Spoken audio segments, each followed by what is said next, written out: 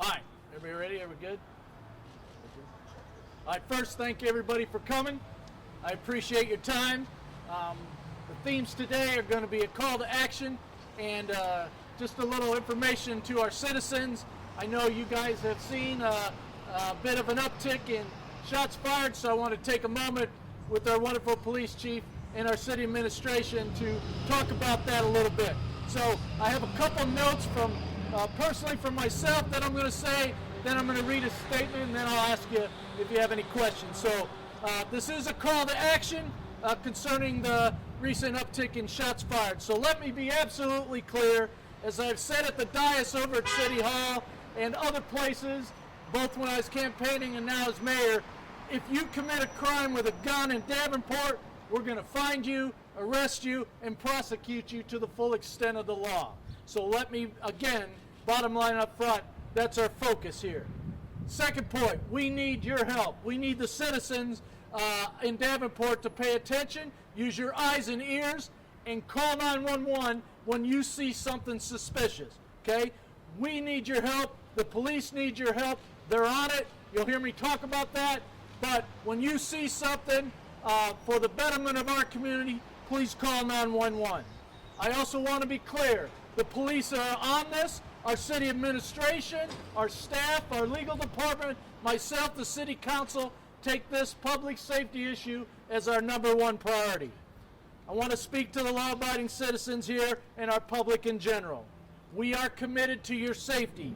We will focus all efforts to get criminals who use a gun in the commission of a crime off our streets. We will prosecute you federally if needed if you use a gun in the commission of a crime. Again, thank you for coming. I especially want to say thanks to our city administrator, Ms. Spiegel, our corporal counsel, Mr. Warner, our police chief, Mr. Sikorsky, and the city council represented today by Alderman Dunn. So now let me read this statement to you. Okay? Thank you again for joining me. Since March 1st, Davenport has had approximately 50 confirmed shots fired incidents. While running for mayor, I spent a lot of time talking with the residents of Davenport, and one of the consistent messages I heard was the concern over gun crime in our community. I heard your frustration. So did our city administration. I share it with you as well. If you want to help us make our community safe, stable, and welcoming for everyone, please take this serious, and please use your eyes and ears to call 911 when you suspect a crime. We are with you. The city of Davenport and the police department are committed to the safety of our community and are committed to providing the resources to assist in the effort to curb gun crime in Davenport. The Davenport Police Department is comprised of some of the most finest public servants that I've ever met. And our officers and investigators work tirelessly to bring the perpetrators of gun crimes and all crimes to justice. Our police department works closely with the Scott County Attorney's Office and the U.S. Attorney's Office for coordinated prosecution of gun offenders. Since March 1st, the Davenport Police Department has seized over 60 firearms and 22 arrests associated with gun-related investigations.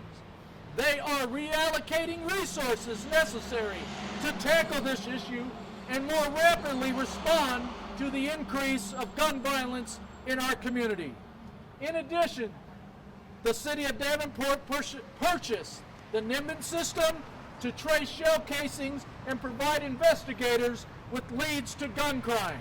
To date, the Niveen System has processed over 589 shell casings and has generated over 255 leads for investigators to follow up on.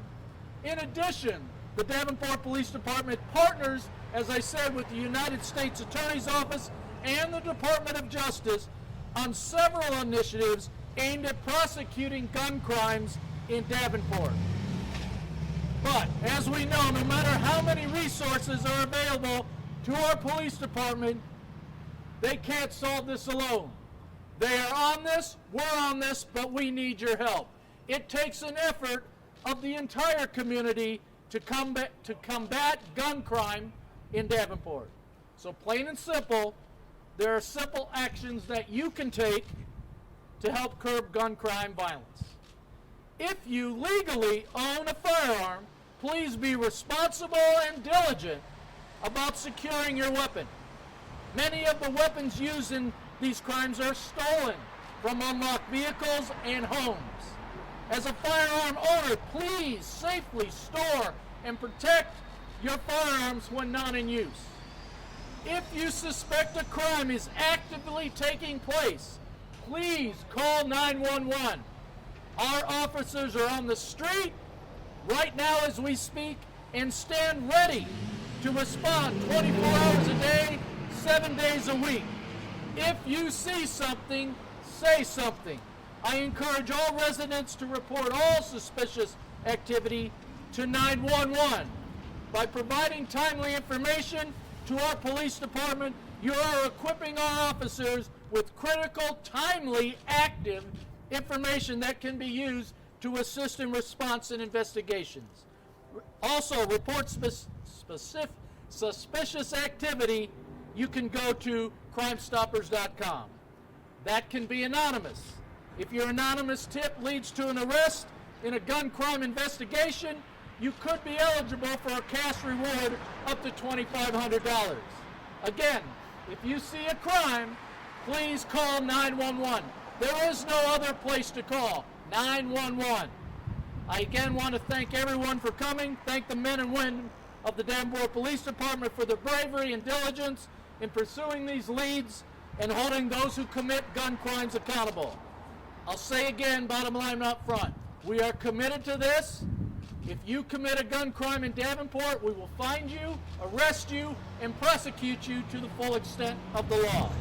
And at this time, if you have any particular questions, I or others will try and answer. Okay. Yes, sir. Oh, boy.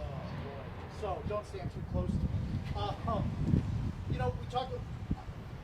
There's a lot of talk about the people wielding the guns. What about the guns themselves? Do you think there's any? Is there any? And I don't have any suggestions here, but are there any ways to further prevent the flow of these guns into the hands of what many times are teenagers, young people? Is there any way to do that? Is there any kind of exploration that can be done in that way? I will give it to you. Okay, so sir, you heard me say that some of these guns are stolen. Right, that's some of them. Yep, some of them. So the police will probably have Chief will have a better answer for you. Okay. But I'd ask everybody to secure that. When I was in the military, we didn't go anywhere. We didn't secure our weapon, right? So I'm asking everybody to do that. And then I'll ask the Chief maybe to take this a little bit further. Thank you. Yeah, just to maybe go into a little bit more depth on that particular question. That is absolutely one of our concerns with the gun violence in our city and across the nation as well. One of the things we are doing is actively conducting straw purchase investigations and we're using our federal partners as well, including ATF and the U.S. Attorney's Office to deal with that. Those are lengthy investigations, but they do have an impact on violent crime as well.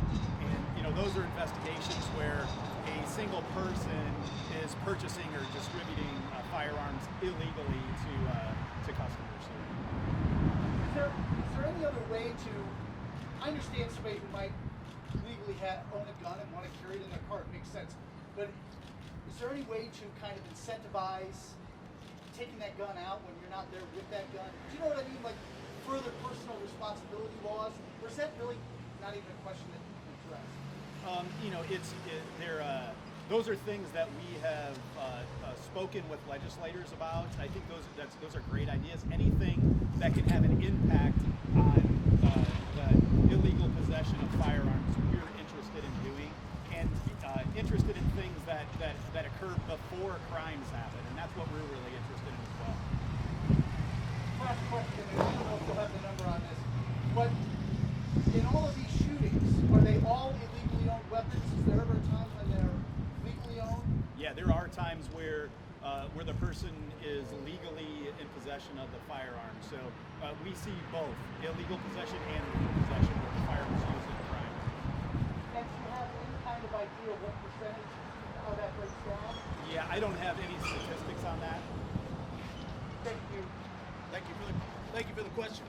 Anyone else? Yes, sir. I know typically when the weather warms up, we see these upticks. How is this comparing to previous years? Yeah, you're right. We usually start seeing it. In fact, we talked about it. We talked about it this year. Right around St. Patrick's Day, we start to see the uptick, and we certainly did this year as well. In April, as well as usually a month that's higher, statistically speaking, for gun crime.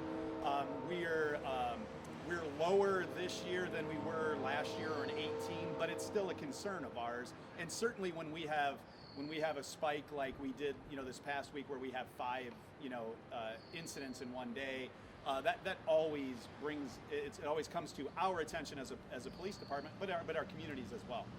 I know this might be something that you can do. So when so many things shut down because of the pandemic, do you think that has kind of an increased role in this with people not having places to go or other things to do? Yeah, I think it's a little too early to tell, but I know that's something we're certainly going to be looking at, and not just with violent crime, but with property crime as well, because we've seen an increase in property crime as of late. Still lower than last year, but a slight increase as well. For both you and the mayor, it seems like, especially with the rolling, the kind of vehicle incidents that you see or vehicle to property, it seems like you have a pretty high catch rate on that. Say that again. It seems like the police have a pretty high catch rate on that. Are you happy, for both of you, are you happy with it, and in what ways can that improve? The first one to do it. So yes, I think all of us, again, we applaud the efforts of the Davenport Police Department. I personally, and I think everybody, I don't know how to say this clear, they are on their mission. They are getting these folks, but we need a little bit more help, right? And we want to get them right away. We have a pretty, at least I believe, pretty successful rate of catching folks and arresting them, but we want to get all of them, right? So yes, I'm happy with their work. I'm very happy with their work. I think most of us are very happy with their work. But I'm here today to ask everybody. Let's have a unified effort to get after this. Yeah, and I'll just add a little bit to that.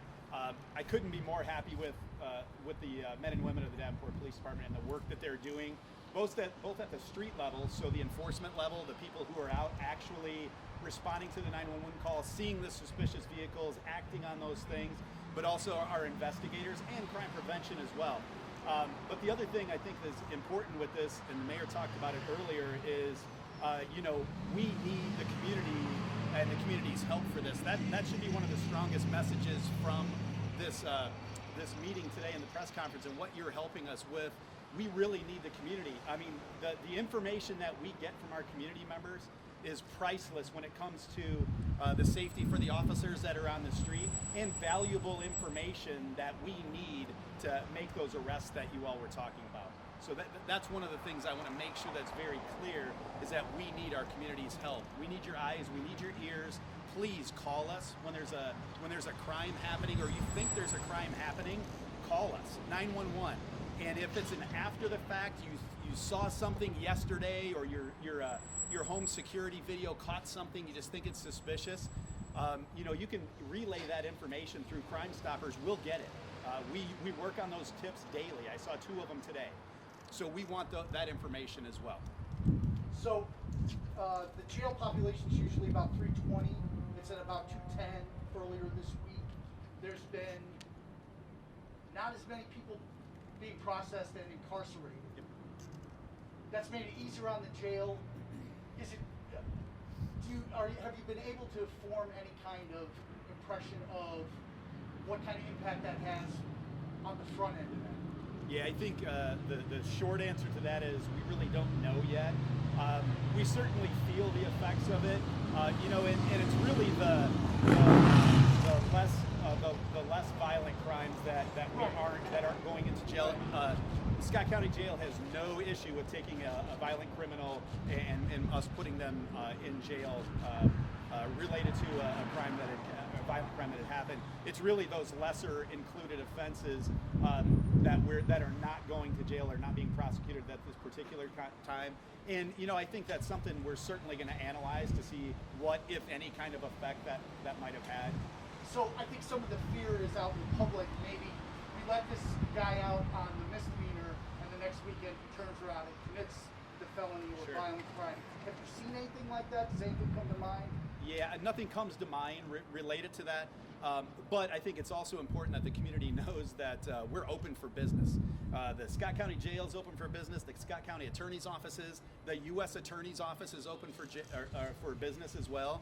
And we're doing business with all of them to keep the violent perpetrators off of our streets. And it's not like misdemeanor arrests have gone away. There were 8 of them by like 11 a.m. this morning. Yeah, absolutely. And we're still, when those charges need to be filed, we are filing those. We're holding on to them and then issuing warrants later after June 1st. So there's a process in place for that when it's necessary. But our officers are also using a lot of discretion right now, so it'll be interesting for us to analyze that later and see what kind of an effect that has. Thank you. Yes, ma'am. Do you reiterate the importance of that Niveen system and how it works? Kind of explain it a little bit, because I understand there's a time factor. We're able, obviously, to see success rate with it, but it's also those faster results that we're getting with the system. Back to that. Yep. So I'll just give you a real quick rundown of that. It's the Niveen System, Nivin, and really what that does for us is it enables us to create leads and connect shootings to one another and connect shootings to a specific gun. So, as an example, over the last couple weeks, when we have a shots fired incident and we have cartridge casings that are on scene, we get those entered into our Niveen system within a 24-hour period. And usually, if there's a lead, we get those leads within just a couple days. Historically, before council actually approved and purchased this system, not only for the Davenport Police Department, but for our Quad City region, our Quad City area, we were waiting 6 to 8, sometimes a year, but 8 months, sometimes a year or longer to get those results back. And as you can imagine, by that time, it's really not of a lot of use for us investigative-wise. Just over the past week, the Bettendorf Police Department had a shooting incident over in Bettendorf. They used that machine as well. They recovered a firearm during an arrest, and that match is attempting to be made as well. So a lot of anecdotal stories related to that, the success of that thus far. But it's I will tell you, as a police officer for 32 years and as the chief here now, it's a great piece of technology that we're really just scratching the surface on how we can use it and use it as a law enforcement community to make our community safer. And I just want to add to that. I want to applaud the city administration and the council for understanding this is going to cost us a lot of money, but it's a valuable tool for the police department, and it's provided wonderful leads in a quick amount of time to get some of these people off the streets. So for these guys to have that tool right away is a wonderful thing, and we're committed to finding resources like that, and we're having those conversations now. We're implementing some of those things, and we're going to do some changes here quickly. I won't go into details about that, but because of our commitment to this safety issue, we are going to do some other things in a short amount of time to make some changes and give these guys some tools to better get these perpetrators off the street. So if that's all you have, I appreciate your time. I thank you very much for helping us get this word out. Call 911 and please help us identify these folks. Thank you for your time. Thank you, guys. Enjoy your weekend.